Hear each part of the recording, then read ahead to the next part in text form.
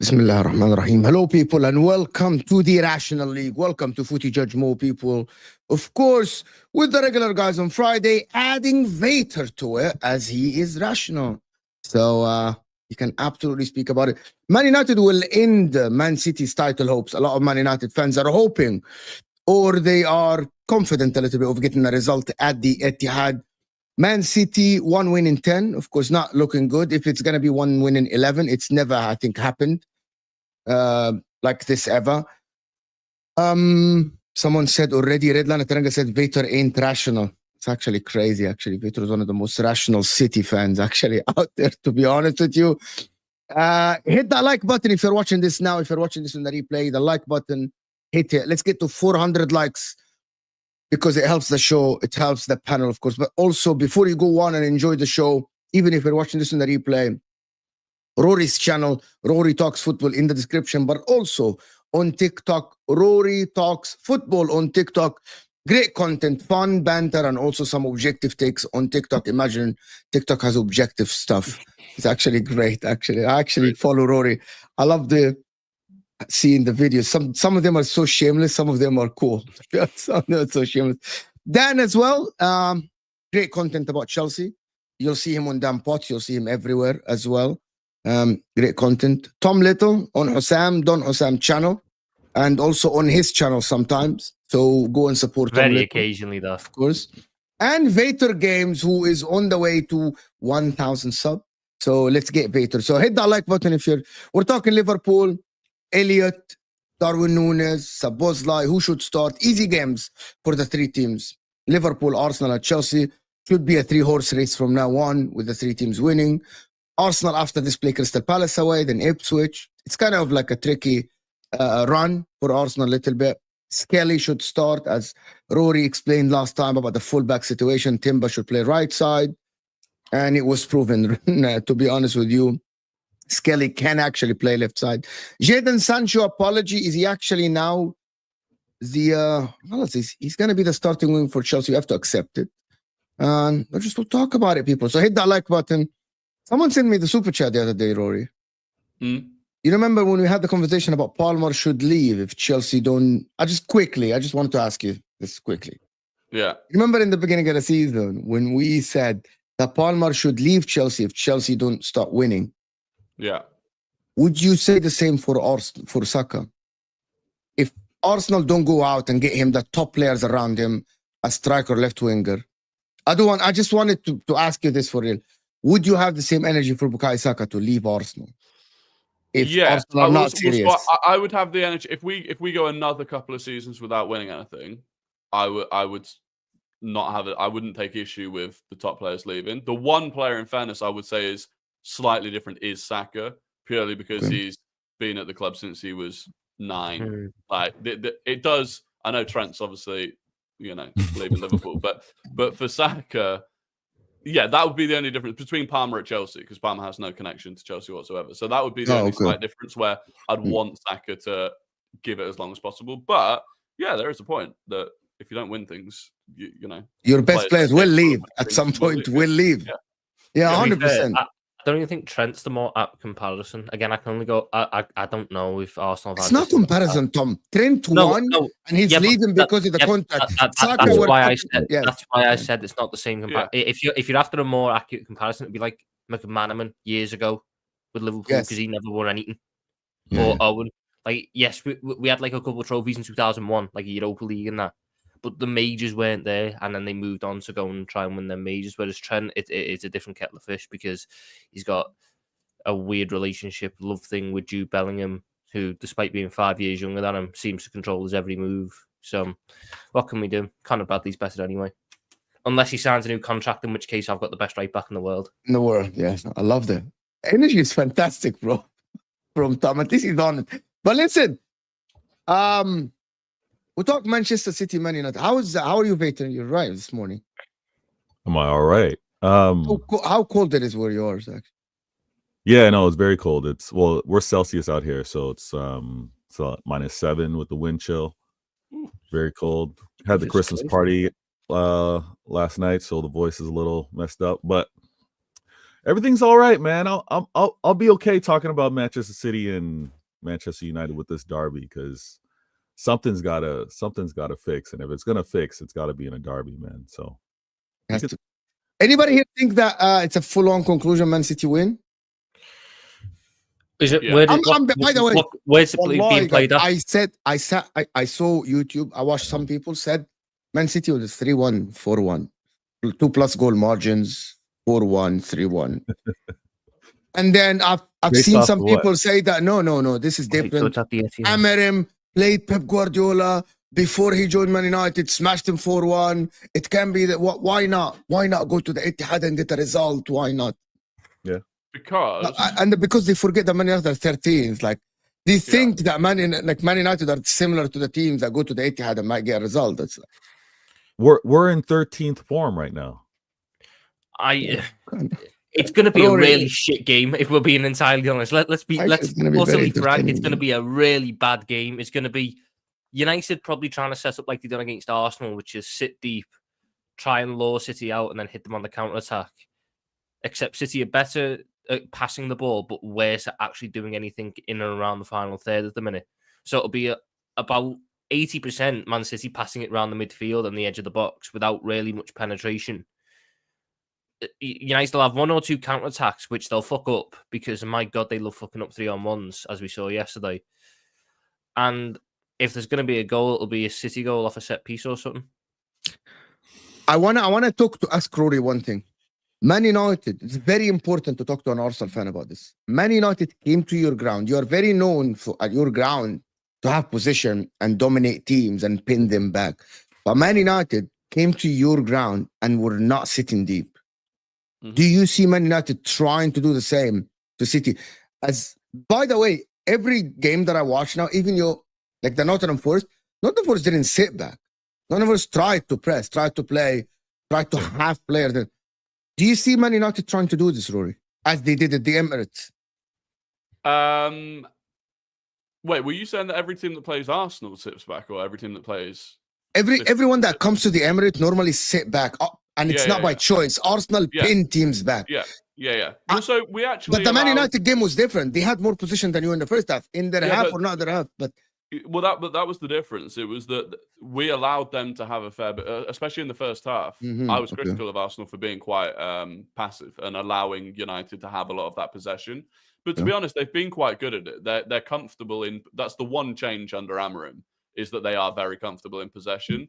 The issue is that they're completely toothless in attack, and they're prone to making mistakes. And Onana suddenly has gone back to like the Onana from 12 months ago, where he completely loses his head. So it wouldn't surprise me if he makes a mistake at some point. And City can still press. So yeah, I'm expecting it's at the Etihad, right? Yeah. So I'm expecting City to pin them in, and yeah, I don't think it'll be high scoring, but they will eventually score.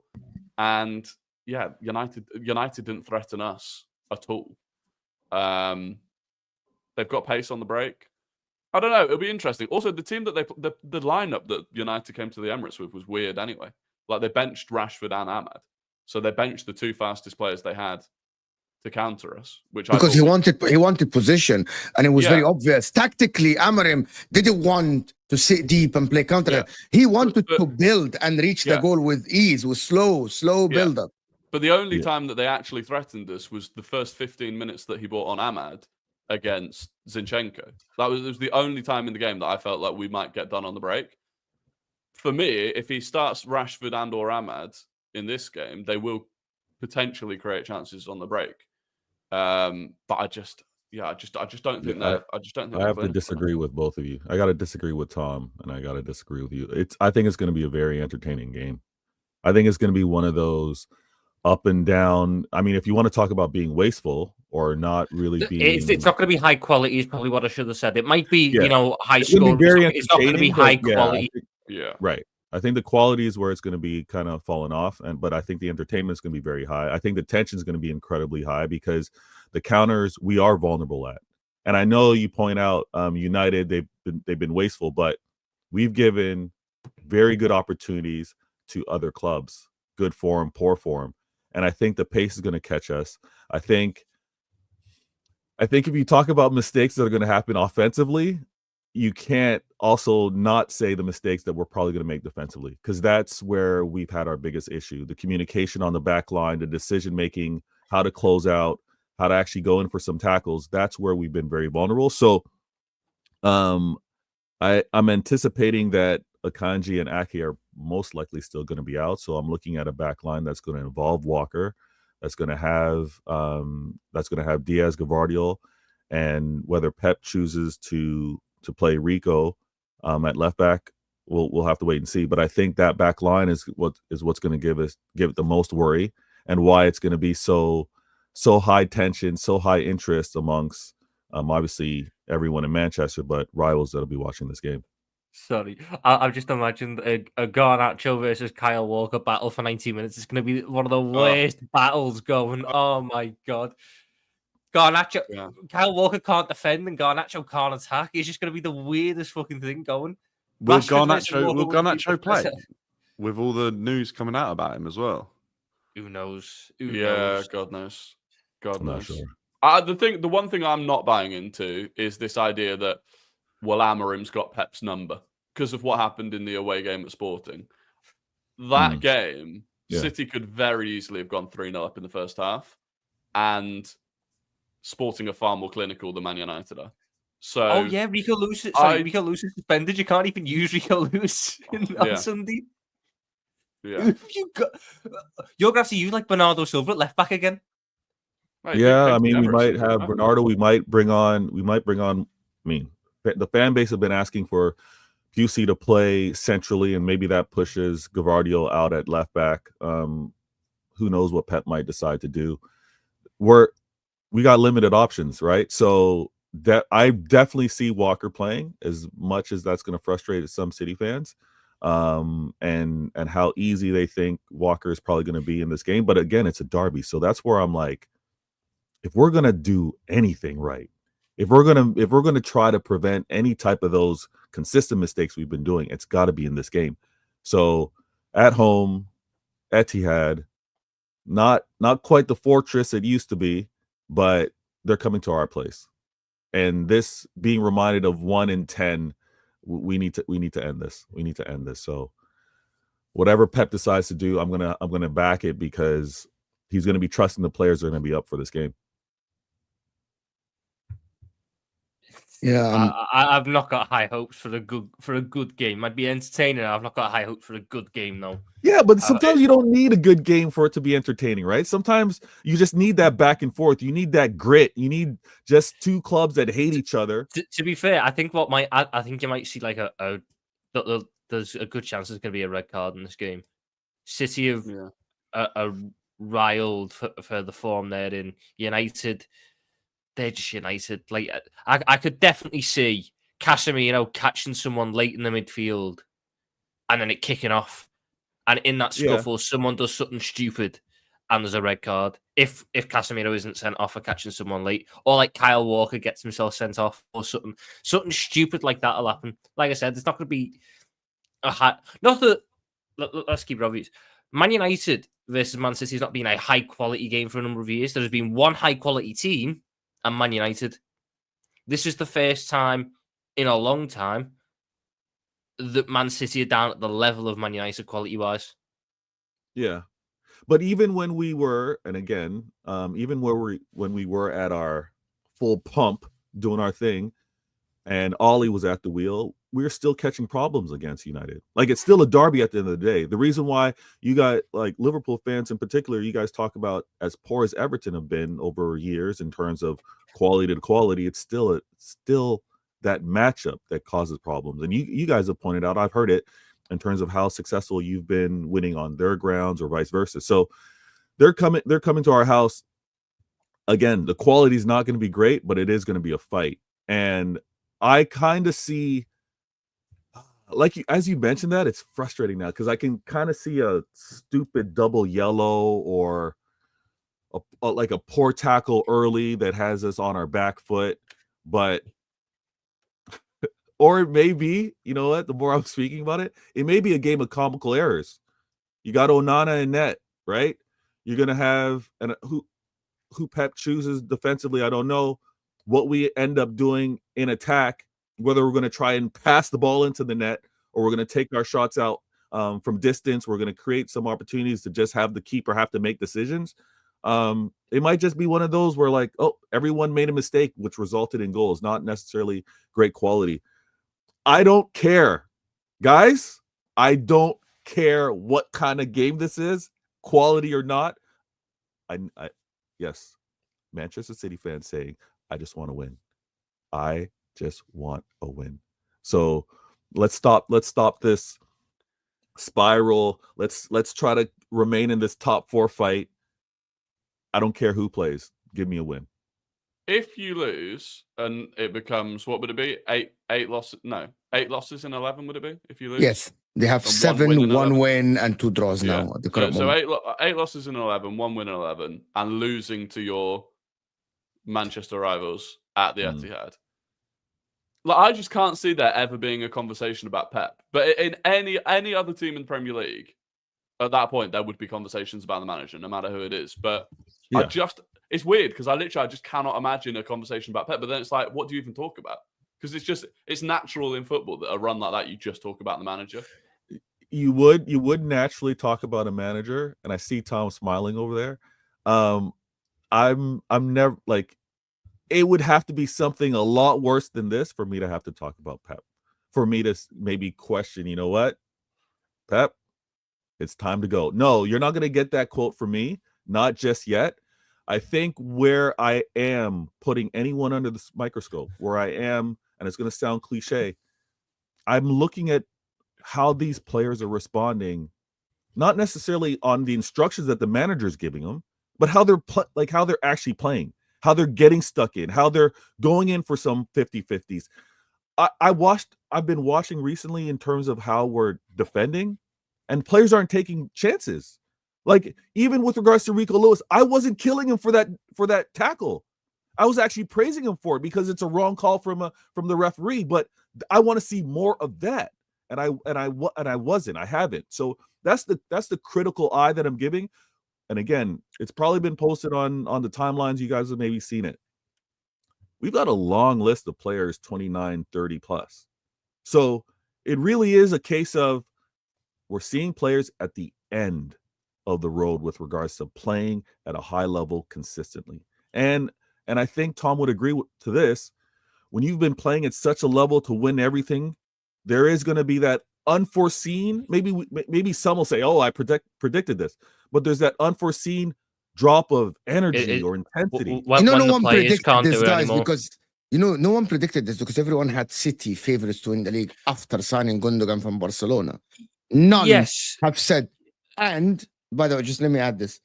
And at the current moment, no one expected Walker to lose pace within 1 month. Literally, start the season and then lose the pace. Or Rodri's injury like this, or Kovacic being out until the Christmas time from the beginning of October. No one expected Haaland to suddenly become really Andy Carroll without the goals. Like this. No one predicted it. I'm going to tell you what I mean by that. Erling Haaland attitude, on the pitch. Let me finish, Tom. Let me just finish this. I'm just going to... No one expected this. And also, no one expected Pep to look so defeated on the sideline. I am actually looking at Pep in the other game when you guys played Juventus. And instead of him, I feel like, yes, he's trying to fix it. He looks so annoyed with the players, with what is going on, that I think it's actually transferring to the players. And then, like, you see Haaland putting head down. Even the others as well, like, they are...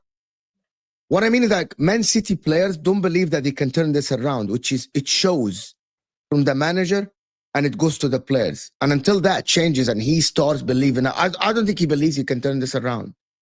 And the fans are, and I think the fans are actually believing that. You haven't watched anyone that now talk about Man City, a pundit, that say this can be fixed without spending money in January. None of them say it can be fixed by him doing this or that. And I'm sure they hear that. And they are waiting for the January to spend money. That's not a dig. That's just how people view the situation. Yeah. No, I wouldn't take it as a dig as well, because like you said, many predicted City to be favorites going into the season. But at the same time, when you look at how we invested going into the season, the drop off with regards to players available, it makes sense to want to replenish that going into January. So I wouldn't take it as a dig with regards to the players no longer available due to injury that will have to kind of see this season out. The lack of belief, I totally disagree with you though. There's no sign as I look at Pep to be like he doesn't think he can fix this, or he doesn't think that the players are up for it. I think the frustration you see is he believes that the players can fix it. He believes that the players are good enough to do this, and they're making some consistent errors with regards to how they're defending in the transition, how some of them are getting ran through in the midfield. I think that's where it's like, guys, I know you're better than this. I've seen it for years. I've seen it in spells. I need it for 90 minutes. The head down after a goal gets scored. I mean, that's pretty consistent. It's how you raise your head. It's how you get back to the halfway line and start the game over. That doesn't actually. I disagree. Like Liverpool, when Newcastle scored, head was not down because they believe they can come back. For example, I'm going to tell you the difference. I don't think Man City, after the one goal, they believe they can come back. Did you see the difference? I believe people said, here again, the Juventus is like, here we go again. Okay. You know that the attitude is like, here we go again, or okay, we're gonna come back. We're gonna come. Yeah. I feel the attitude is different from City this season. It's different. Yeah, no.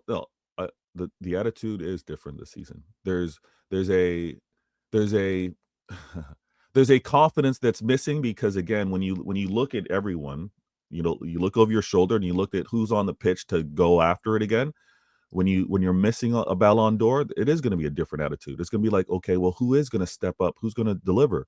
The reason why I have to challenge a little bit when you say the head down is because, yeah, the first goal goes in, but I did see a response from the team. I did see us continue to create chances versus Juventus, but again, I'm yelling.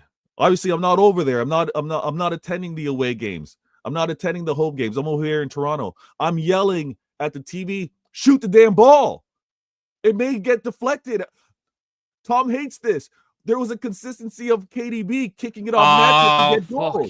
Every single time we played City for about 2 years, KDB would get a shitty little fucking goal to either take the lead or equalize off Matip arse. Every single time. I want that. Just kick the ball. You don't know what may happen. Maybe it deflects, gets in. It's a lack of belief, bro. What'd you say? It's a lack of belief. Lack of belief is due to the fact that the players just simply, not all of them, by the way, just the players that are struggling, they can't match the physical intensity. It's what I was going to say earlier was Yes, no one predicted City would fall off like this, but it shouldn't be a shock that this has happened. Agreed. Because, no one had ever... There's only ever been one team who'd done 3 in a row. No team had ever done 4 in a row. So to do that, with a treble in there as well, monumental effort after monumental effort after monumental effort. Eventually, you were going to just hit a wall. My team went through it a couple of years ago. I'm sure that other teams, like Dan's team and Rory's team, they've seen their, good teams that they've had in the past just age out. And that's what City are going through right now. The players that are struggling this season, they're just physically done. And it happens. And the fact of the matter is, City didn't prepare for it for whatever reason. Whether it was Pep was too loyal, whether it was the recruitment staff thought they'd get another year out of these players, so they didn't have to push through on that side of recruitment yet. Whatever reason it is, City just didn't see it hitting now. And that's the biggest skill in football in terms of this sort of squad building, knowing when is the right time to cut loose. And it's very hard when you've had such a successful team like City have had. Pep knows these players can win these top honours. They've dragged him to it. Bernardo Silva's turned up in big games. Kyle Walker's been a stalwart at the back of City's defence for 5-6 years now. KDB has been his main man for 6-7 years. And I could go on and on with certain players. Ilkay Gundogan was one of the key factors in 2 league title wins, just off his own back. That loyalty is always going to be there. But it's just when you miss the boat to sell, you end up in situations like this, and where it all hits at once. And you know what's funny? And I appreciate being on the show. I appreciate the rational conversation. It's just that you mention it, and everybody on this panel, all big clubs, you've all experienced it. You've all experienced the window where it's like, you know what, a player was held on a little too longer, or the reinvestment to be ahead of the curve caught up with all of you guys as well as us now. So it's not something where, like, when I hear fans being like, oh, this should have been prevented. Oh, you guys should have done. Look at all the other big clubs that have had to experience this. It's almost like the cycle of football. It does happen. Now, the reason why I also am very rational with regards to being confident moving forward is because you have to reinvest. It's how it goes. But then I'm not the one to be like, well, look at the players that you kept or let go. Like, how are we going to do the, in hindsight, you should have done this, you should have done that? Because again, if I were to list off, and maybe the reason why we were favorites going into the season, if I were to list off, we got Grealish and Doku at left wing. I would have Haaland at striker, maybe no backup. You want to question Alvarez moving and not replacing him, okay. But at right wing, I would have had Oscar Bob and Savinho. And then I got, in my midfield would have been a combination of Bernardo Silva, KDB, Rodri, Foden, Kovacic, Nunez. I'm listing like 6 players in the midfield. And my back line, I would have been okay. Akanji, Ake, Gavardio, Diaz, Stones, Walker, Rico Lewis. Like, healthy, I'm calm. Healthy, I got backups everywhere on the pitch with the exception of maybe a Haaland. I'm going into this, and now I got these injuries. It looks like, and I'm hearing my own fan base, so obviously rivals are going to take their shots. I'm hearing everyone being like, City, you guys crapped the bed. You guys should have all seen this. You should have, what? I should have name me the other players I should have added to that. Healthy, I have a full squad. Pep and this narrative about being too loyal, wanting a small squad, we had enough. Injuries hit us. We're going to have to reinvest because, again, maybe the injuries hit us, like Tom brought up, because they aged out. So there's a lot of players injured because they're on that wrong side I'd actually say that the injured players aren't even the ones that have aged out. What's happened is the injured players have forced the players who have aged out into a position where they've got to play so much more than what Pep probably would have wanted to do this season. So their lack of physical quality at this point is more and more prevalent. Like, maybe Gundogan could have done 1 game a week, but having to do 2 games a week, 90 minutes pretty much every game, you're starting to see him just way off the pace. Same with Kyle Walker. Maybe he could have done a game a week, but with it being 2 games a week at that point, it's just too much for the body. It's like Jorginho at Arsenal. Jorginho can come in every so often and put in a good performance. If we started needing to play Jorginho every 3 days, you'd quickly unravel. And Yeah. I do think that's the one thing about the Rodri one, because I still think the main issue is Rodri, right? And it's easy to sit here and go, wow, they should have prepared for that. They should have known that Rodri would get injured. Because I do think they were incredibly reliant on Rodri's fitness, and that was clear. It's not like they haven't tried to provide. They tried to buy Declan Rice. They've tried to buy other players. They bought Calvin Phillips. The issue that you've got, and it's an issue that all top clubs face with top players is, and you're hearing rumours that Zubimendi might not want to go to Man City because he doesn't want to be an understudy to Rodri. It's always the difficult thing of finding a player that's at a level that they can effectively replace Rodri if Rodri's out, but that they're willing to be an understudy. And unless you can find a player that can play as kind of an 8 as well, meaning that they can play with Rodri, it's a very, very difficult thing to do. So yeah, I don't think it's that City were just kind of looking at it going, well, we've got a squad of players that have won for us this year. They'll win for us next year. I think it's just very, very difficult to sustain a squad of that level with that level of players. It's the reason Julian Alvarez left and they couldn't find a replacement, because Julian Alvarez decided that he could or should go and start somewhere else. It's very difficult to do. I want to ask Vator this, and Pep has the most credit in the bank that any manager could have in the league, probably the world as well, if we're being entirely honest. What would the conversation be if, and surprisingly this really isn't an outlandish statement, Man City fail to get out of the group stage of the Champions League and then fail to get Champions League football this year? What would be the nothing similar to Liverpool when you fail to get Champions League and you played Europa League? Yes, it would be fun if Pep plays Conference League. I think that would be fun. Why Europa League is all right, you know what I mean? Yeah, like Europa League, you still play good teams. I think Conference League would be way more fun. To be honest, but I don't think there's enough teams to put them into the Conference League, though. That's the thing. If City go out in the group stage, I think that stops England getting 4 teams or 5 teams. Sorry, and the coefficient. Or unless it was the Liverpool Arsenal final, because like you got to consider, like Spain have probably got all four of their teams through. Italy have probably got their teams through, so they've already got a big boost in the coefficients. Unless the Conference League is worth a big boost in coefficient, I've got to consider that Tottenham and United aren't giving us fuck all in that Europa League for coefficients. I just think that the likes of Spain and Italy, less so Germany, because Leipzig get out. But why does that have to affect anyone? Like, it doesn't matter. Like, no, because if he doesn't make Champions League, he doesn't make Champions League. Who cares? Why do you think that matters? Do you think they're going to sack? Who does that matter for, Tom? No, I just think it'd be interesting. I'm just interested to know what the feeling would be like around City at that point. If for the first time in however many years you don't get Champions League football.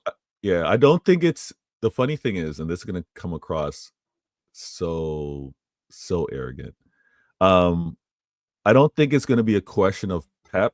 Like, Pep, we're out of the Champions League. We're out of the... we're not even, again, top of the league. I don't think it's a question of him getting sacked or fired, but it will be all would be expected next season. Like the second to last year, you're expecting to win. You're expecting to go on and second to last year of this contract, right? Okay. The penultimate year would be like, okay, we fell off.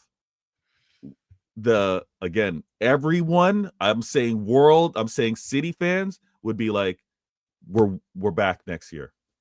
And that would be you must, in terms of bouncing back. I think I'm not sure if you're going to dominate it. I think now I don't think I think Pep might actually walk. Oh my goodness. Why would you think a serial winner would walk after a losing season? Same as Klopp, like just tired. You don't think that Pep is tired? I think he's like mentally, like he's tired mentally. I generally think, and if the board, let me just present, if the board doesn't back him as much as City fans think they're going to spend 300 million in one window or something like that. Yeah, that's part of the reason why I said, what if you don't get Champions League? Because then you take a big hit to your revenue streams, missing out on Champions League. Like, we don't, I can speak because we had it last year. You miss out on, because City get quite far in the Champions League, you can miss out on up to 90 million quid. Yeah. But most of it, go ahead, Rory, go ahead. Well, I think the biggest issue will be for Pep in terms of if Pep decides to walk, will be the result of the 130 charges. And look, even if they get like the most minuscule punishment from that, which could be something as little as a 2-year transfer ban or a 1-year transfer ban. If you get a transfer ban, Pep can't even rebuild the squad in the remainder of his contract. So at that point, he's like, well, I've got a team I'm not going to win with, and I've got no options to rebuild it. So you have to spend 250. Yeah, I mean, there's a lot of speculations on what the punishment may be with regards to 115, but at the same time, I'm also hearing that there's a chance that that we might skate on it. But however it gets ruled, the next season will be a tremendous demand, and I think it's because from the top down. I think it's Khaldoon. I think it's obviously the ownership. I think it's we are going to get back to these winning ways. I don't know if you guys seen it. It maybe hasn't hit your timeline yet, but Manchester City's annual report just came out. Highest revenue, most watched, profit has come out as well. Like the brand's strong, and I think you can't allow another dip season. And I think that's why they go again. And it's a big reason why the club itself, of all seasons, again, when we talk about perfect storm, to begin with, we had the 115. Then, again, spending happens on the pitch, off the pitch. We also were challenged in the league with regards to APT. So those are two fights. Then we're now fighting on the pitch with regards to trying to go after a 5-peat and the injuries that have hit us, losing a Ballon d'Or. So all of that at once has made this season incredibly difficult for City fans and obviously the club. But the fighting for the APT is because we believe that we have been wrongfully judged with regards to some of these deals, obviously associated party deals, that have affected the revenue as well, which is a case where how we reinvest maybe took a hit this year because we didn't have the revenue necessary to invest in the way that we wanted. So I think City are going to be back. The annual report on the timeline, it's actually brilliant because normally, you know what, the annual report is usually just prints, right? You're just reading what the numbers are. I love that Manchester City put it on a nice video. In this day and age, in this era, everybody's TikTok, Instagram, they want it instantaneously, microwave time, right? So they just put a 2-minute, I think it's like a 2 minute, less than a 2-minute video. You can easily watch it. You can see what the numbers are. And City are going to be back. I'm going to do a show about it later on today. City will be back fighting at the highest level. Absolutely. We'll see. It's very good. Listen, guys, it's about like almost 600 people here, 550 plus people here. We're even on 200 likes. We need the likes to be 300, guys. Hit that like button. And also all these guys' channels are in the description, of course, including Vator, who's joining us today. Moving the conversation to the actual title race. I can't just believe I'm saying that. The actual title race, the 3-horse race. Arsenal, Chelsea. You haven't said a word then about Chelsea. Great win in Kazakhstan yesterday. Great win yesterday in Kazakhstan. What a team you played, guys. And fantastic. I don't even know the picture of some of the players you guys. No, let's put some respect on us. They beat United a couple of years ago. Exactly. No, I'm talking about Chelsea. I don't know that some of their players don't have pictures on Google. Not the players they played yesterday. It's fantastic. Look, that's a tough fixture for any player to go and play in that temperature. I think is a shock. So we had to do what we had to do. United, look, beating Astana away isn't for everyone. So we had to do what we had to do. Sancho's revival is crazy. Actually, to be honest with you guys, I never expected this. Mo, have you ever heard of eating humble pie or? Yeah. We might have to apologize later to Jadon Sancho. You know what I mean? I might have to apologize. Enzo Maresca is doing a fantastic job with them. I said that Enzo Maresca is doing the best job in the league, to be honest with you. No one expected Chelsea to be here. And he's utilizing the team. He's doing. Pep's coaching tree is showing. I'm not going to listen. I've been I've spoken to Hussam about this on Straight Facts, on MHF, on Don Hussam. I'm not going to go into this with another Liverpool fan. That Enzo Maresca was not expected to be second, 4 points behind you at this stage of the season. That's fantastic. But if Man City, Arnie Slot was expected doing to a be great first. job. No, he is. Let me tell you how. And I'm not gonna go through this. I'm gonna present you the argument. It's very simple, and we're gonna move on because the people heard me many times. If I told you that Arsenal and City are gonna be doing bad, you would have picked one team to be top of the league, which is Liverpool. Yeah, if I told you that Man City and Arsenal would be doing bad and Liverpool would be top, you would never have picked Chelsea to be second. You would have said a lot of people never expected Maresca with no resume, with a mishmash squad. We're signing Jadon Sancho, an injury-prone Neto, to be second, 4 points behind Liverpool. But we're moving on from that. No, hold on. No. No, this is a great point. Guys, we have to move on from this. Tom, I've can't say that and move on. 1,000 times. But you haven't spoke to me about it. But you haven't spoke to me about it. You can't say that and move on. You haven't spoke to me about it. You spoke to Hassan about it, not me. And Terry and David and Ash and Roms and... A big notable lack of Tom Little there. So let's dive into this real quick. Not only is Arnie Slot top you're of the the only league, one of these people twice here on the channel. not only is Arnie Slot top of the league with a team that he had absolutely that's wrong to it. I'm not allowed to say he got 0 signings. He got 1 signing in Federico Chiesa, who is still yet to start a Premier League game, let alone play more than 45 minutes in one.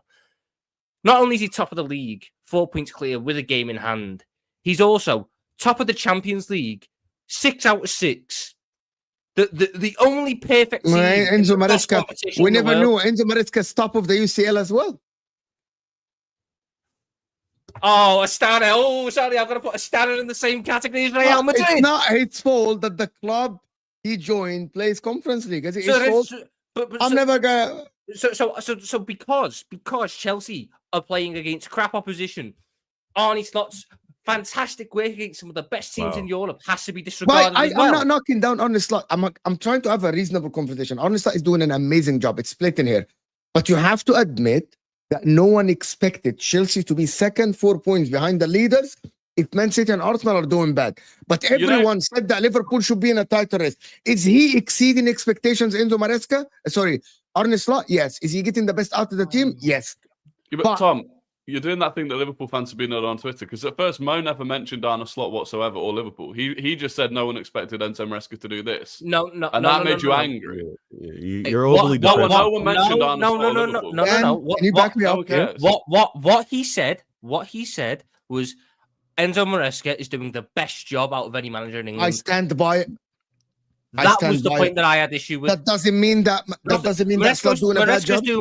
Maresca's doing well. Maresca's doing the harder job than Arne Slot was doing. He's achieving more. Why is this triggering Liverpool fans? Because we are just disregarding what Arne Slot is doing. No, I'm not. Where did you expect Chelsea to be, Tom? 4th. So 4th, not you. So if I told you in the summer Arsenal and City would not be doing well, you would have said Chelsea second.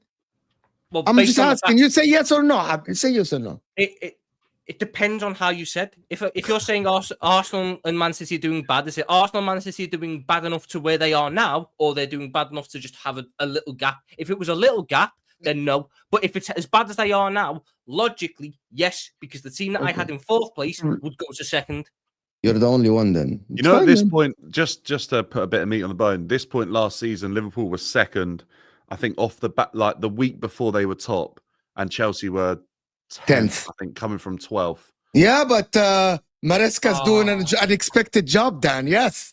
Maresca with Neto, Madueke, a failed Jackson, 100 million flop of Enzo Fernandez, an injury-prone Lavia, an injury-prone Reece James, a shit Kukurea, or a good Kukurea, a terrible Fofana coming from a knee injury. Like I couldn't do this with the Liverpool squad. Sanchez, you can definitely not. You have 4 world-class players. Right, okay. So if we ignore the fact that we've got Salah, Van Dijk... Your second goalkeeper is better than older goalkeepers.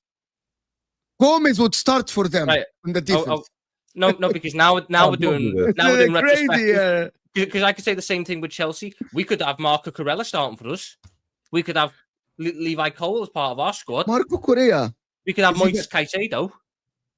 We could do with Lavia. You couldn't because you said no. But Tom, why? No, Tom. This isn't a fight to really have. Like, let's. I am not even.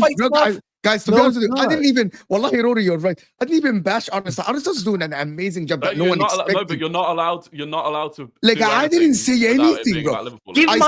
Give manager of the month praise. Habibi, Tom, if Arne Slot is doing a 9 out of 10 job, Enzo Maresca for me is doing a 9.5, because I didn't like. No one said that Chelsea, bro. I said that even if Man City or Arsenal doing bad, Chelsea should have been below them. Like, and by the way, Arsenal and Chelsea are not doing that bad. They aren't. When I say doing bad, you talk about being 6th or 7th. They're still 3rd and 4th, bro. 2 points behind Chelsea. Like they are bad, but they aren't like, they aren't 10th or 9th or 8th. They aren't Spurs or Man United. So Chelsea being 2nd and Enzo Maresca utilizing the likes of the Sanchos, the Maduekes and these guys. Enzo Fernandez by itself is an achievement. Same as, by the way, the Enzo Fernandez utilization might be as equal to Gravenberch. Yeah, but then Enzo Fernandez. No, wait, what? Why no, not? Right. Why not? At least Gravenberch. At least Gravenberch has a history at Ajax and Bayern Munich to be good, and he's a very good player. I thought that Enzo Fernandez cannot do it in the Premier League. I have Chelsea fans turning to Enzo Fernandez and say, sell the guy in January, in the beginning of the season. Now he's scoring goals for fun. Enzo Fernandez has turned it round. Enzo Fernandez is now a solid midfielder. Ryan Gravenberch has been he is a solid midfielder now. Ryan Gravenberch has went from being a Bayern Munich flop who couldn't even get games for Liverpool last season into arguably the best defensive midfielder in England this year, in a position that he had never played before. Fantastic. But I thought that Enzo Fernandez was not even play for Chelsea, bro. Bro, we spoke about it in the beginning of the season. How did we not think Fernandez was going to play? On this, I got you there. On this show, and Rory and Dan back me. Didn't we say 100 million Conference League player on this show? Enzo Fernandez. I think we said James Ward-Prowse has arguably had a better career than Enzo Fernandez. Yeah. And now Enzo Fernandez might keep Lavia or Lavia on the bench because of how good he's performing. Why is this so triggering to you, Tom? The rewriting of history we are doing is mental. What we have to, Tom, actually, it is the other way around. You want to erase history.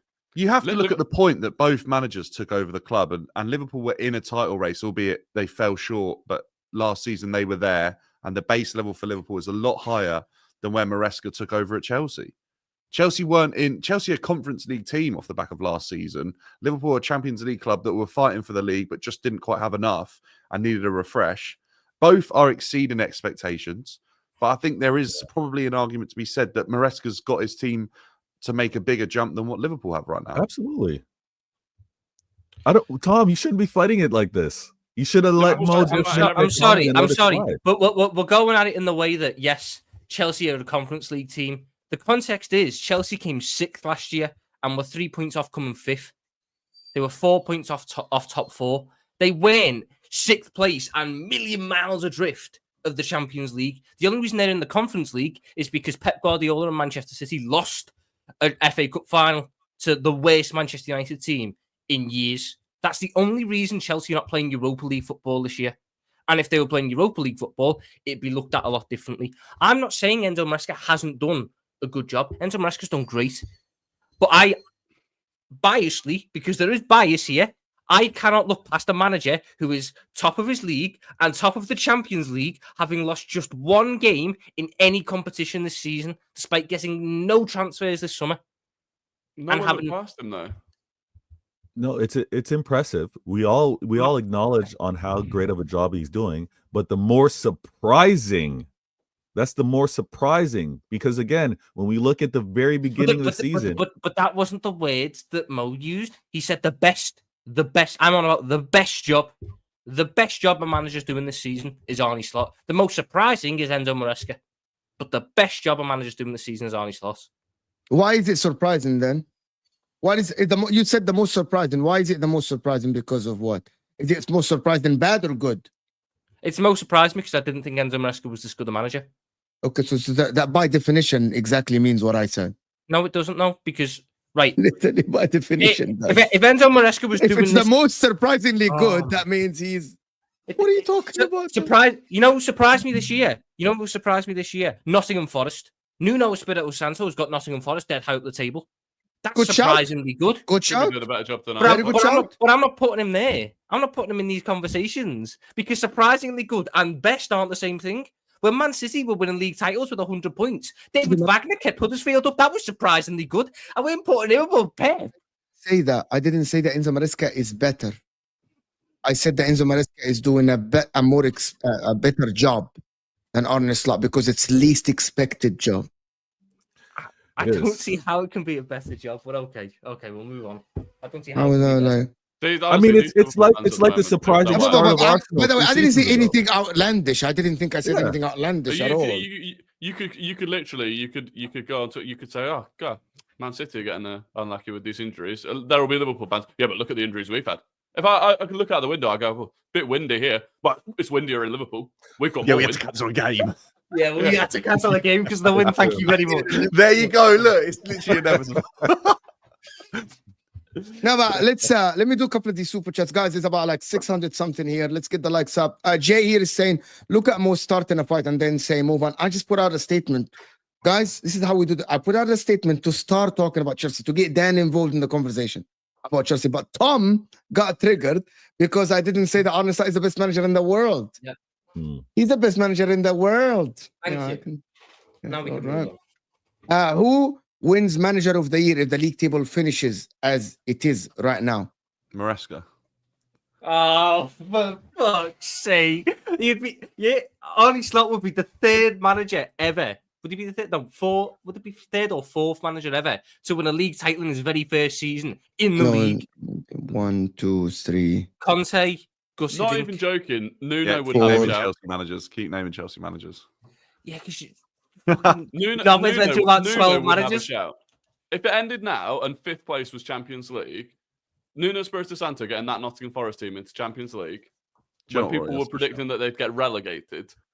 yeah, it'd be Rory's just got a new Massive TikTok. He's got to go make a TikTok now. No. That's a good one. Rory. Enzo inherited the £1 billion squad. It's a no underdog story. Do you know what? Yeah, but Arne Slot inherited a squad with 4 world-class players Most- and literally- the best right winger in the world, the best Yeah. centre back in the Yeah. world. Sorry, the best centre back in the world, the best back in everything in the world. Goalkeeper. Revisionism about Chelsea team. By the way, Revisionism about Chelsea's squad at this current moment in time, I don't think is worth $1 billion. We recruited a lot of players for a lot of money that we've now moved on as well. Plus, So when we- you recruited them, all of us sat here and said they were shit. So we Yeah, can't well- then look back and rewrite that. Your squad's probably still worth just about $1 billion. I reckon about 8. It's I was probably going to say not- about it's 800. probably not like 1.5. actually. I reckon it's about I'm- 800. If we're going off the Tom transfer is fees that checking you the paid- value of the squad. You know what I mean? No, if I'm just going off the transfer fees that were Literally paid, checking the it's value probably of still the about squad. $1 billion. It's probably still about $1 billion because, like, for Fana was 80 odd. Can I ask a simple question, I don't Tom? know if it Who was has 60. who has a better team? You or Chelsea? Who was a better team? Yes. Us. Okay. Who If has you a added better? All day. If you added up everything that Liverpool had spent on the current crop of Liverpool players, like if you had Alisson, Van Dijk, Canate, It'd be less than Chelsea. a bit You less, guys did but your I think- investing the last 2 seasons, though. No, what did It Salah wouldn't be cost? much Didn't Salah less. cost like 60 mil? Less than that. Darwin- Salah cost 35 million. 35. Darwin, Louis Diaz was what? Wasn't Louis Diaz quite expensive? Luis Diaz was Yeah. 40. Gravenberch was Szoboszlai. 32. Let's not 34, Szoboszlai sorry. was not what, do this, 70? I can go do the math You've now if you want. invested I'll in do the Liverpool, math. let's I'll do the not, math. I'll do the math. It won't be far off expensive. what Chelsea. It won't be far off what Chelsea spent, and When- all of those right, players are bedded when- into the Premier League. When and have played we together say for a long far time. off, when we say far off, what we're saying is the difference. reckon Where you it'd go, ooh, Within 200 million. 200 Current million. active- Okay, current active Chelsea players, I'd say within 200 million. Yeah. okay. Oh, No worries. But the I'll do the difference math is now that- and we can figure it out. The difference is that the Liverpool players are bedded in. They've played together regularly. Yeah, look, well, Szoboszlai costs like Some 70 would say million, to be fair. Arne Slot should be winning the Premier League with that squad. To be honest, Oh, he Mm. should be. Like that squad, if Rory, Oh, yeah.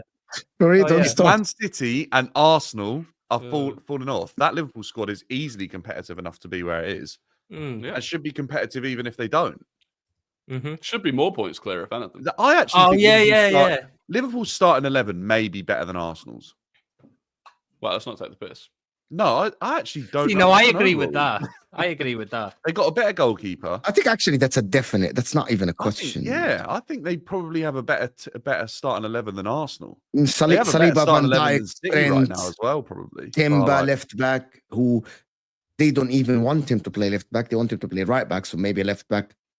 Yeah, I don't know who, to be honest. Is it the best team in the league? Best starting 11 in the league? As of now, yes. Yeah. Would you be surprised to learn? Gravenberch is literally the best. When everyone's fully fit from one now, game has right been now, yes. him and Caicedo. Let's say that him and Caicedo has been the best midfielders in the league. Gravenberch and Caicedo. Caicedo had bad games or had an average game. Gravenberch had an average game as well. You're talking about Odegaard. He has been missing. Odegaard will get there. McAllister, and up top. Tom is literally crunching numbers. Is it fair to say that I am? Is it fair to say? Why is this going to Arsenal Liverpool now? It's crazy. Yeah, but I would like fair to say for the last couple of seasons, Jurgen Klopp was falling below his standards or below where this. 100%. Tom, would you guys be surprised? Inflation into these calculations, please. I am not calculating inflation. Fuck that. There's been a massive rise. Let me say this real quick. Would you guys be surprised if the annual salary was higher at Liverpool per player? I mean, for the squad than it was for Chelsea. No, are you serious? The wage bill for Liverpool is higher than Chelsea's wage bill is very low compared to what it was when the owners took over. And on that, actually, there is a far closer correlation between the wage bill of a club and their success than the transfer spending. Yeah, that's very true. Actually, that's why I bring it up. Far higher correlation. That's why I brought it up. Tom, stop doing this. Why? I will calculate the wages afterwards. I'm doing the transfer fees now, though. I am running agendas. Speaking about this morning, like where Chelsea are and what the board are managing. Actually, Chelsea wage bill is higher than Liverpool. Yeah, but Mo, it's the amount of players per player on average. Chelsea's wage bill will probably be lower, bar the exception.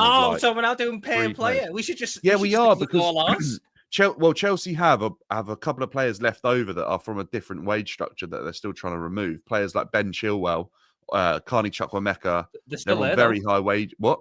Yeah, but they've been banished at some point. Have they played this year? No, that's not Liverpool's problem though. Barely got more minutes than Chiesa. I don't get. Has Ben Chilwell's wage bill is incredibly low. Played 1 minute this year.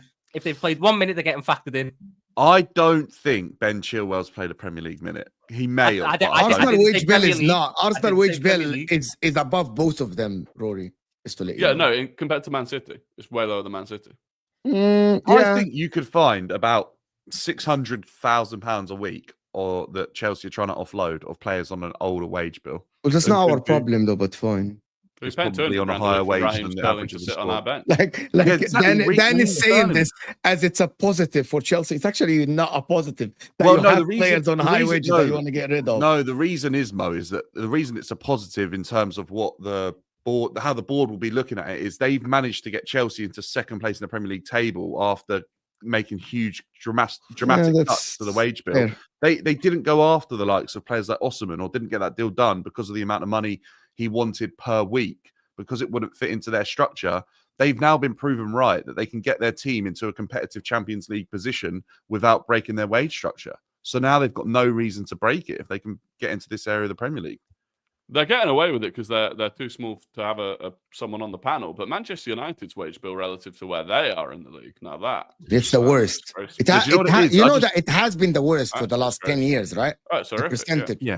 It has been the worst. Because the thing with United is they get away with it somehow, guys. They pay massive, probably because of their name, but because they're expected to pay high wages, but they pay massive transfer fees and massive wages. Yeah. But somehow there is no PSR for them ever because of the revenue. Yeah, but they do. I believe their revenue, Manchester United. If they put up their, and I believe Liverpool's revenue as well. Liverpool's revenue at some year were packed. Yeah, Man City's revenue was higher than Man United. No, I'm not having that. Yeah, that's that. Okay, then that's officially what is there. Man City have recorded for, I think, couple of years running higher revenue than Man United. Liverpool, of course they have. So they're not going. They also record selling. They also record. I'll be honest, Dan. I don't think I need to go through and calculate Chelsea's difference. I've worked out that Liverpool's current squad altogether cost 673 million euros to put together. Yeah. Whole squad. A whole squad, because we got Not a lot even of just academy starting players 11. in there. Whole squad. So Soboslai was 70, McAllister was 42, Endo was 20, Gravenberch was 40, Nunes so 85, bitter, Tom. etc. You're such I'm a looking bitter at Chelsea. 18 years old. It's unbelievable. I'm looking at Chelsea. Caicedo was 116, Lavia 62, Nkunku 60, Palmer 47, Neto 60, Felix 52. I don't think I can do the math, but I think it will be a big difference. It will be I think you got to do it. massive difference. I'll go Anyway, through can and do we- the math then.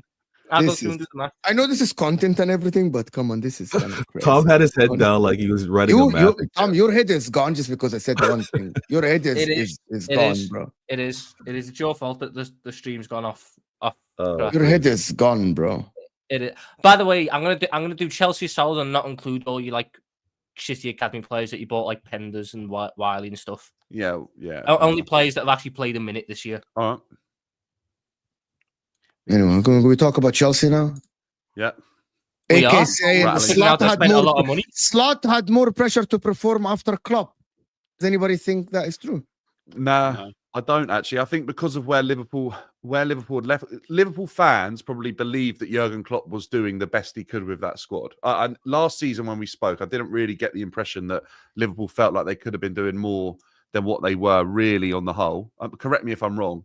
And I think they kind of knew that there could be a time for adaptation just based on the history of other managers being replaced. Like look at players that look at Manchester United, obviously, when Ferguson left. I'm not comparing Klopp's time to Ferguson, but it's a big manager change. Teams do struggle after that. And I think a lot of Liverpool AK, you're going against every Liverpool fan that says Arsenal must and Liverpool, we don't have any pressure. So you're just going against that. Well, I think Arsenal must was so driven because of the last two seasons on how well Arteta had done to compete with arguably the best Manchester City side we've seen. One of the best teams to ever play in the Premier League. Arsenal were the team that were pushing them, as were Liverpool under Klopp a few years back. But I actually believe the City team got better. I don't think points suggest that, but the Manchester City won so many in a row. They were so dominant. Arsenal were the team that were pushing that. And I think that's why there was so much pressure on Arteta this season. If Manchester City were to slip, Arsenal must. And unfortunately, we'll talk. Arsenal must is a must. Listen, guys, Vator has to go back, has to leave. So thank you, Vator. Really enjoyed that with you, Vator. Thank you so much. What a performance on the Rational League. You got we upgraded on Nobbins for sure, 100% on this episode. Shout out to my man Nobbins. Shout out to Nobbins. Nobbins channel's in the description as well. And Vator is here. Go support Vator, guys. Thank you, Vator, for being here. Appreciate you, buddy. Have a great show. I'll tune in and be in the comments, guys. Thank you. Are we gonna have a rational conversation about Chelsea, or we're just I figured out. Oh my god, he's fucking still doing it, bro. I have done all the math. I've done all the math. Is it about 800 and something? It's more than 800. Go on, let's hear it then. This is in euros, by the way. If anyone wants to do the calculations to convert it over, oh my god. So Liverpool's squad cost 673 million euros to put together. Chelsea's squad, there might be players older than Ben Chilwell. Ben Chilwell was the last player that I could find who I still remember at the club. Cost 1,077.5 million. Has Ben Chilwell played a minute or?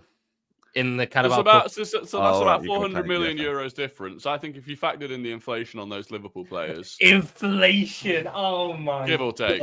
It's actually true. A gallon of milk here during this time, since you signed Mohamed Salah, the gallon of milk here increased from $3 to $6. How much did you sign Van Dijk for? 84.65.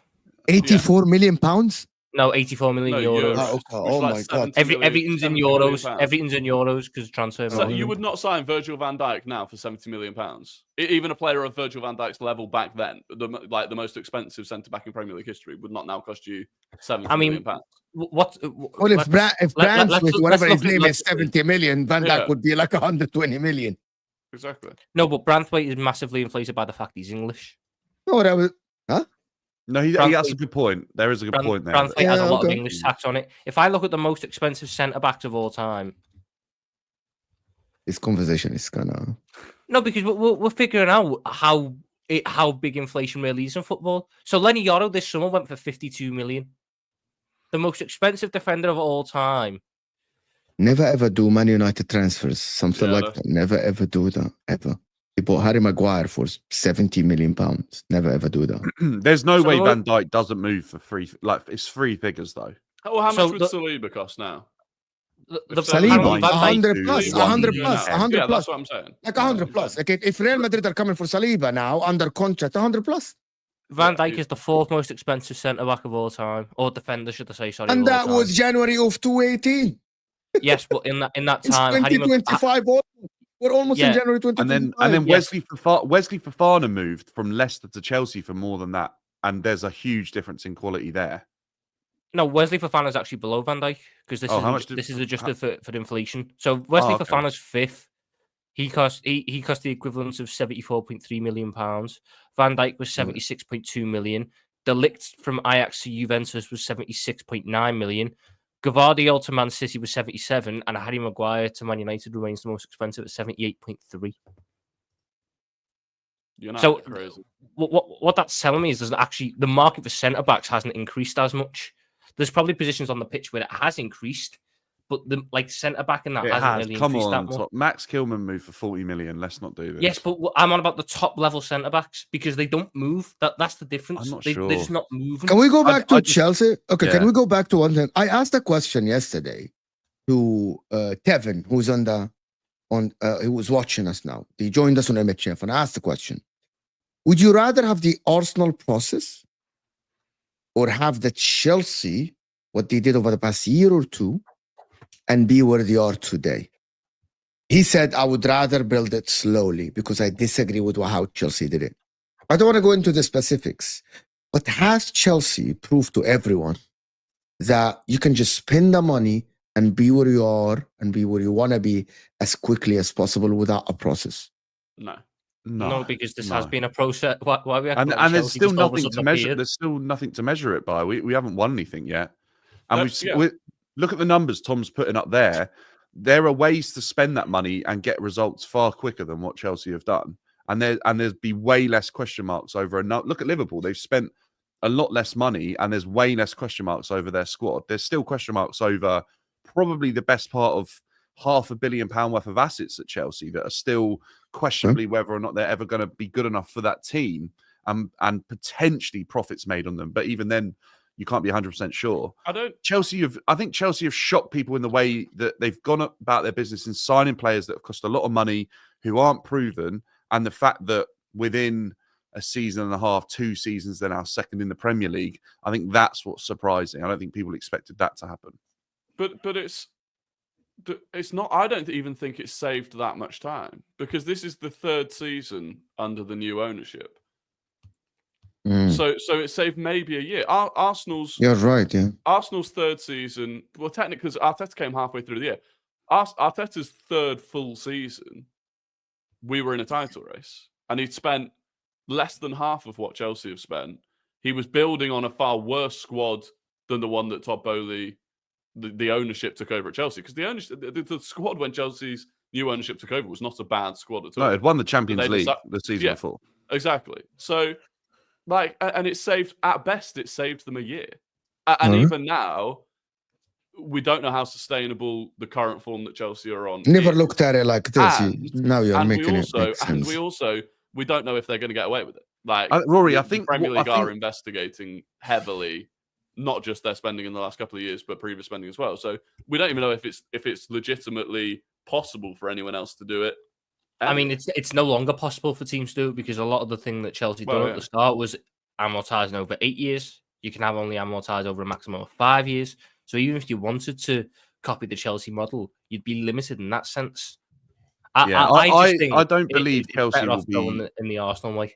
It's Chelsea under their new ownership aren't going to have an issue, by the way. Any issues that arise for Chelsea, any punishment that arrives is going to be from previous reports that have been presented to the Premier League when we took over, or when the new ownership took over. That's where it will come from. Oh, do people not like my accountant? Torch doesn't. Oh, sorry, Torch. I'll go through it again if you want, just in case you didn't hear it properly. Doesn't I care? I think what Chelsea have done, though, Chelsea have spent their money in terms of building something that they believe is a project for the next 5 to 10 years to be ultra competitive on all fronts. I'm not sure whether or not Arsenal have done that in terms of their squad building. I think as a starting 11, they've built a very competitive 11, but I'm not sure their squad building yet. It's two different ways of looking at it. It's like Chelsea have looked at it and got their squad what they want in 5 years' time now. So do we think this I don't can stay where they are? Yeah, go ahead. I don't expect to see Chelsea squad in about 4 or 5 years' time with that many different players to what it's currently got now. Whereas Arsenal are going through it the more traditional way, where they're going to have to start that every window. There might be 1 or 2 players who come in. They'll keep a core together, or they'll hope to keep a core together. But for the main part, it'll be like, so in the summer, maybe they'll get a striker in. And then the summer after that, it'll be, maybe we need, another fullback. Or, we could do with a new left winger this time. The more traditional way of doing it, where every year they identify a problem position from the year before and they go address it in the market. Chelsea have basically went, fuck the next 5 years. We'll do it all now. They can develop together now. They can grow together now. And if it works out the way we hope it works out, in 5 years' time, we'll have the best unit in the league. But I still don't it's a believe different way of looking at it. But yeah, I wanted to ask a football question, Rory.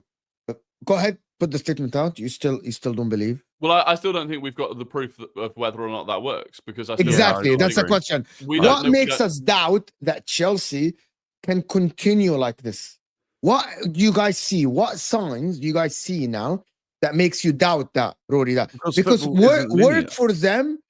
What does work for them mean for Mo?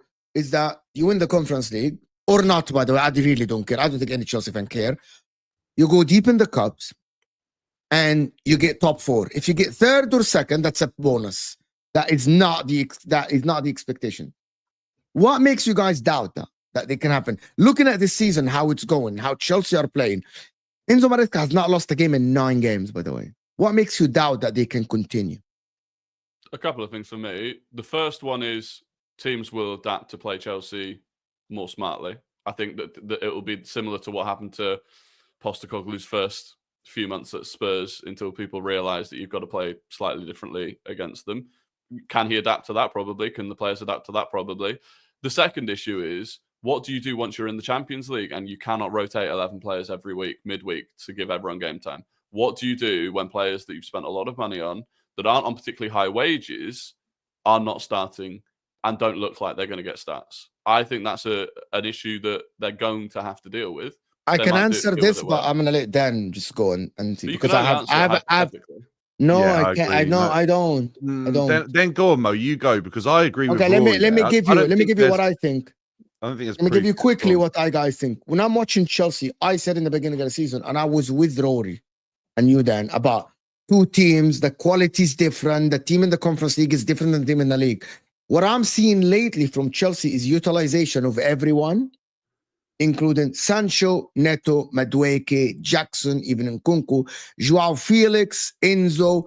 Everyone is being utilized in the league, and they are rotated in the league. And I don't see a massive drop. For example, Joao Felix play on that left side, or Jadon Sancho. It changes the way they play, but at the end, the team look similar, look to have the same impact on the pitch. If Enzo Fernandez is not there, he play Lavia and Caicedo. If Enzo Fernandez is there, he play Caicedo right back, or Malo Gusto right back. So he has options. Vega is the only one that still hasn't come in for Kukurea. And the center back, he played Badiashile once, but they lack that. But I actually disagree with you guys that say 2 teams now. That was in the beginning of the season. Now, he rotates in the Premier League. Madueke starts a game, Neto starts the second one. Sancho, Neto can play left and right. He's utilizing the people. That tells me that in the Champions League, if you can get the best out of all of them, like 18 players, and your system doesn't change, that is the ultimate goal. If for example, if Gabriel is out, Kivior is in, and you're still performing, that is the ultimate. That means you can rotate depending on the game in the Champions League, because in not every game you're going to play freaking Real Madrid. Like you played Monaco at home, Kivior was adequate enough. For example, if Chelsea play Monaco, Felix might be stepping in instead of Cole Palmer, or Lavia and Caicedo. They need another midfielder. And I think that is what I'm seeing from Maresca now. I think what Rory's saying is you're looking at the likes of, I'm going to say, Kieran Dewsbury Hall. Nah, he's gone.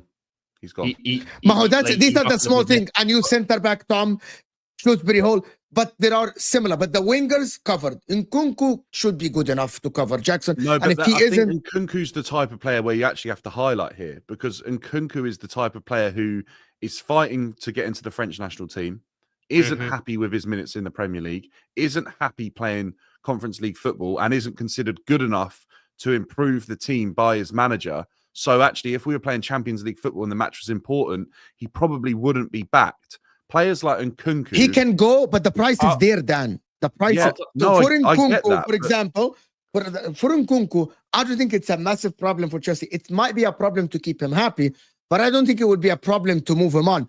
Plenty of teams around the world will pay a lot of money for the guy, and you will be able, you will be able to get a second fiddle striker to play if you want Jackson to play behind Jackson, and that wouldn't be a problem. I think that's a lot easier said than done. I don't think many players are happy coming in to play second fiddle. We saw Man City thought they'd done that with Alvarez, and it blew up within like 2 years. So look, they got good money for him, but this is the thing. When after this season, let's say Chelsea finish third, qualify for the Champions League. Expectations change. When expectations change, the expectation will become, well, Chelsea came third this season. They were in a title race for part of it. They should be fighting for the title next season. They should be competing in the Champions League. When that expectation changes, Maresca will start picking an 11 that he trusts game in, game out, and using them. Look at Arsenal, look at City, look at Liverpool. The managers select, roughly speaking, the same 12 or 13 players when they're fit and available every game.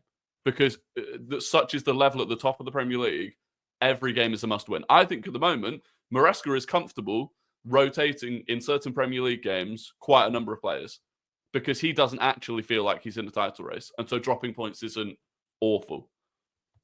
I think there will come a time where he will pick the top sort of 12, 13 players.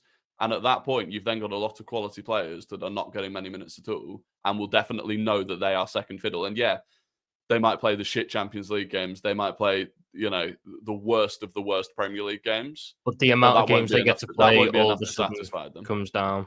Because, right now, a lot of these players, they're getting guaranteed probably 13, 14 games this season. 100% guaranteed. Yeah, 90 starts. Minutes. Yeah.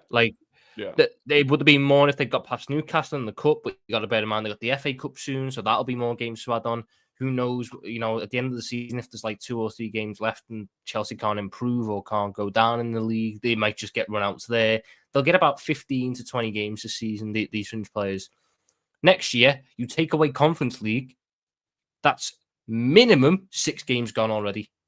An absolute minimum. Realistically, it's going to be 8 as an absolute minimum. So that's 8 games gone. All of a sudden, these players are going to go, because they're not going to play in the league, they're not going to play in the Champions League. They'll be looking at, well, okay, we got Carabao Cup. I got FA Cup. And if Chelsea are in the title race, those games I was on about earlier, where, at the end of the season, they can't improve, they can't get worse, they just play the fringe players. Chelsea's in the title race, they can't do that. Because the title race will be going on until the end of the season. Yeah, but you're assuming that the quality will drop. But see, I disagree with all of you, to be honest. You guys are assuming the quality will drop. I am looking at Enzo Maresca now and how he's developing players and how he's improving players. And I'm thinking that similar to Liverpool with Curtis Jones stepping into Szoboszlai, for example. Curtis Jones stepping in for sometimes McAllister. If Enzo Maresca succeeds to do this and the drop-off is not magnificent and great, Chelsea are in a good place to even rotate in the league. And you don't have to rotate in the league. And Tom, you know what I'm talking about. Harvey Elliot will play for Szoboszlai next game. Let me ask the question. So right now, they've got Enzo, Caicedo, Lavia. That's it. And Palmer and Felix. These are the 5 midfielders. So let's say you want to take Lavia out, but there's an injury in there. So Lavia's injured and you want to rest Enzo Fernandez. Who then comes in? Okay, so now you went from... Okay, so Tom, you changed your narrative now from being players are not happy to not have enough players to play. No, because it's a mix. Which one is it? They're byproducts. They are byproducts of each other. Tom, We can't have both. Which argument are you presenting? Injuries and not having a big enough squad? Both of them are legitimate arguments. So if you lose the games that are going to be guaranteed, certain fringe players will want to leave because they want to play more football. They go, you might struggle to replace them because certain players don't want to come in and be a clear. You're talking about this season? You're talking about this season or next season? We're talking about the future because this season is what it is. They're going to have another midfielder as well. Well, so the reality here is saying, though. This is what the reality is.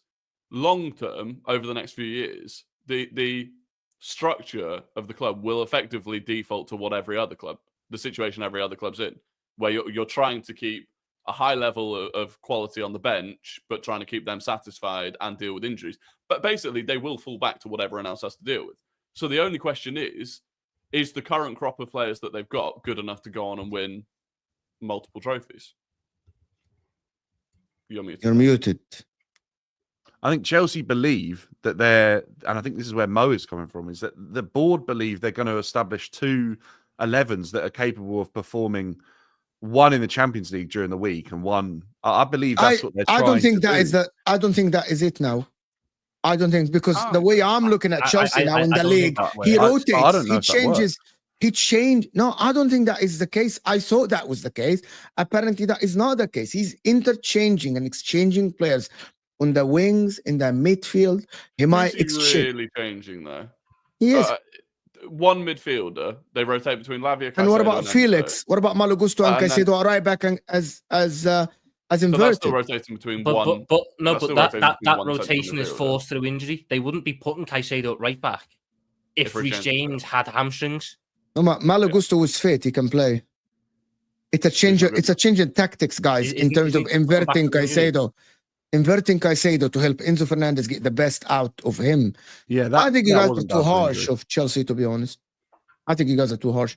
No, Mo, it's not to do with being harsh, though, is it? It's just suggesting that no other team has proven that many players on rotation can work. You're talking about Curtis Jones, and that's like 1, maybe 2 players, Harvey Elliott as well, that Liverpool have in a similar position to rotate. Chelsea will have at least 10 players on a similar level that need to be rotated. Otherwise, they could be at risk of being unhappy. Me and Rory spoke about this a few weeks ago.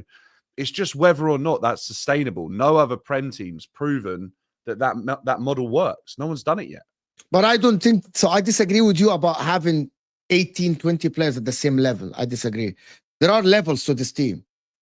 Like, for example, Fofana and Kulula are levels above Disasi and Badiashile. Kukurea is a level above Vega. Reece James is a level above Malo Gusto, if we are talking.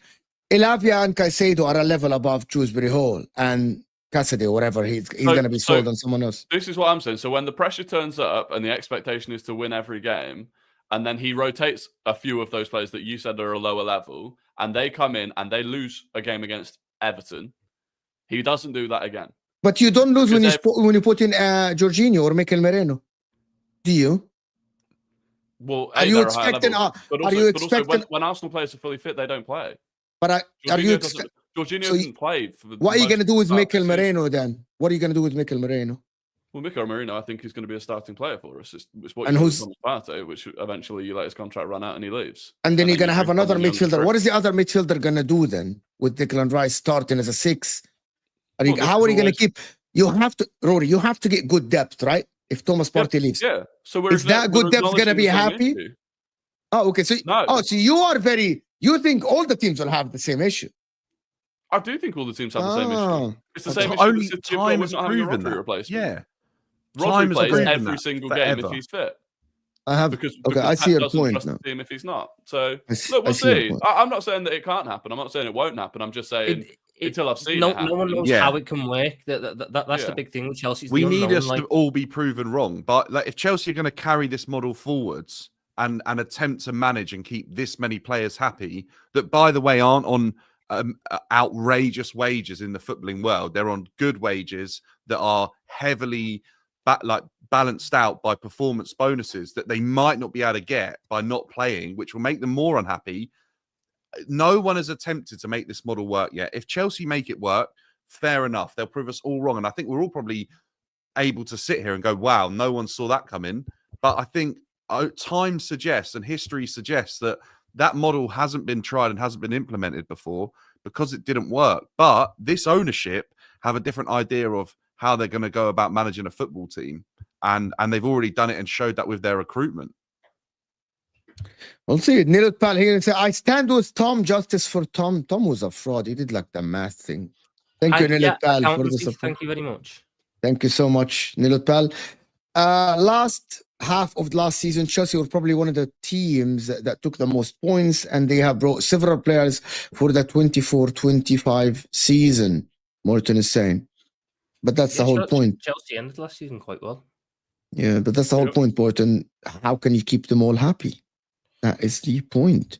The Mafia, first year under Bowley, we didn't have directors. This is the second year of the project. Once Salah, Van Dijk, and Trent leaves, Pool will need $1 billion to rebuild.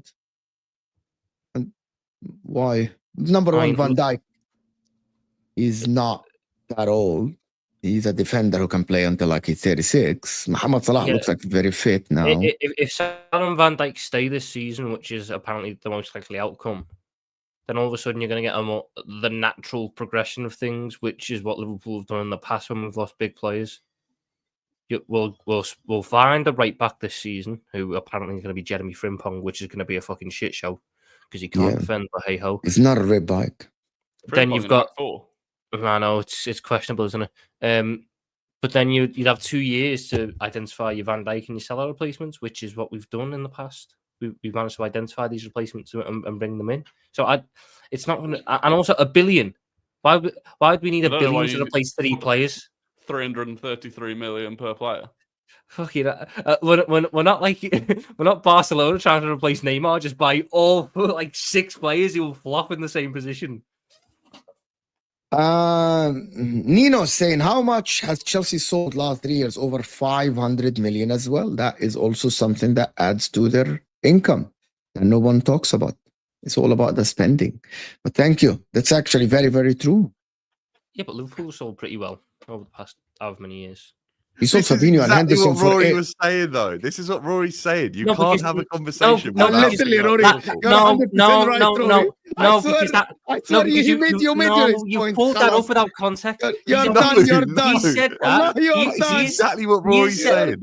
No, hold on. He said that because of the point earlier I made about how much clubs have spent. No, he didn't. Rory, wallah, you are right, bro. He didn't say that because of anything to do with Liverpool. No one randomly comes into a stream after we've just had that debate and then puts in a super chat going, by the way, Chelsea have sold this much money. It's clearly in relation to the debate. You know that this person never mentioned Liverpool in no Liverpool chat whatsoever. I'm not saying they mentioned it in the super chat. I'm saying it was part of the conversation involving Liverpool and Chelsea sales. I don't think it was. I think it was just a general point. This is 12 minutes ago when we were talking about the team. And is that related to the fact of the conversation we were having earlier about how much you spent? And the fact that you spent that much because you've sold so much. Nino, you know what you need to do. You know what you need to do. You know it was. Don't lie, Nino. I'll know as well. It's just a really good point. Nino, you need to come back with another super chat explaining exactly how much money Liverpool have spent have sold players for and why that is much better. And account it for inflation as well, please, like I had to do. He never mentioned Liverpool. He only talked about Chelsea. You fraud. No, he said yes to my question. It was in relation to that point. I enjoy the irony of a show called Rational League with Tom on it. Rory. Wow. At one point, would you start to believe Chelsea can sneak this title? Well, they'd have to get that. At the very, very least, they'd have to move above Liverpool for me to start thinking that they could sneak it. At no point, if they're behind, would I. Not that I wouldn't. Well, would I believe that Chelsea could sneak it? Like.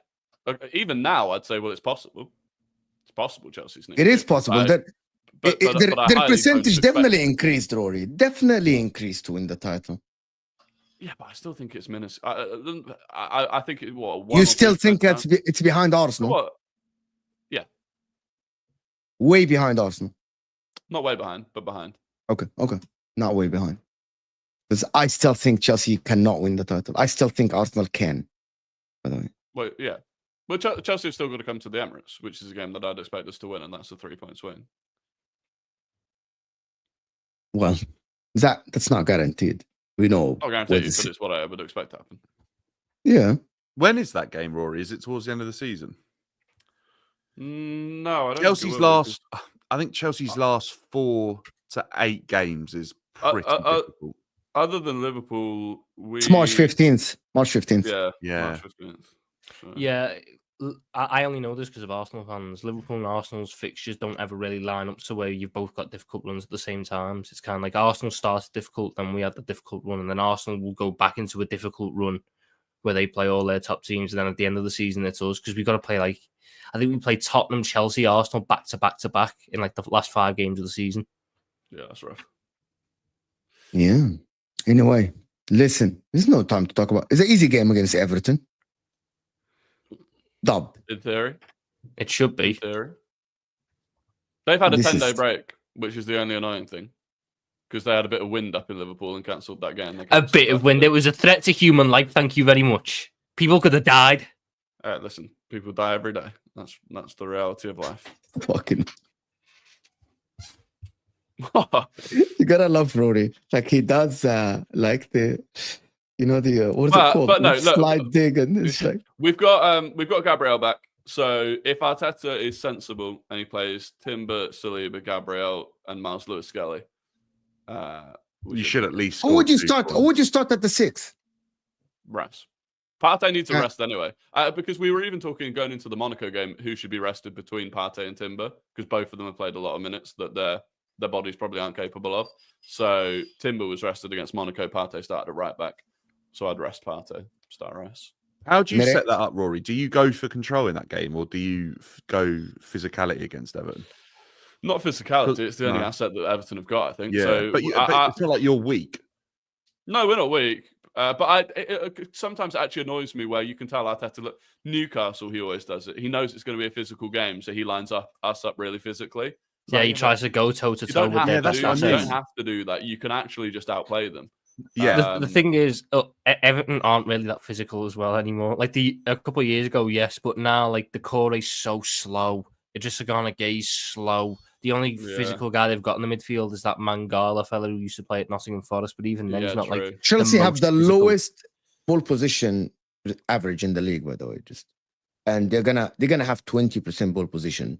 They're gonna just defend Everton. Sorry, Everton. I was gonna say. I was thinking, hang on, I've seen us have a lot. I was gonna use that on me end on Maresca, please. How can he be the best manager? Everton.